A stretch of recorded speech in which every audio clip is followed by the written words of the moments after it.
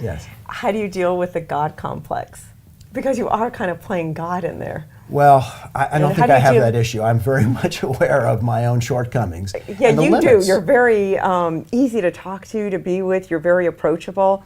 But how do you not get an ego of saying, look, I could work on brains, I could change faces, I could, that's a...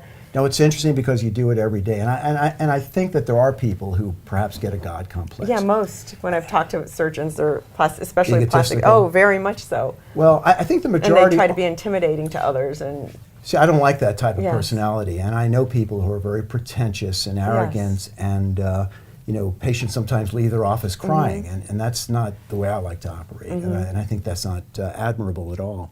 But the reality is that we all, no one's perfect, and we can help people, and it's a powerful tool. Yes.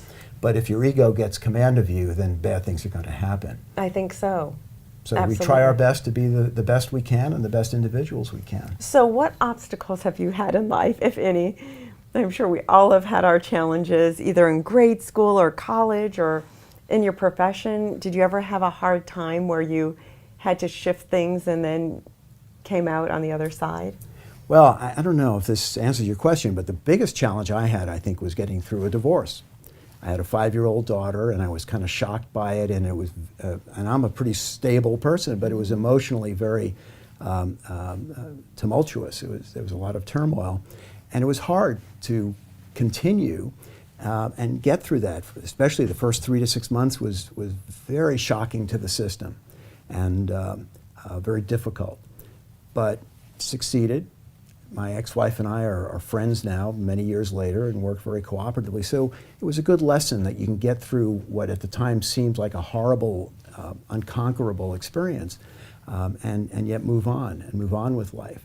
The other thing that comes to mind is I was walking across the street with my daughter, who was small at the time, and a dog, standing in rollerblades, walked out, and somebody went through a red light and hit me and broke my ankle.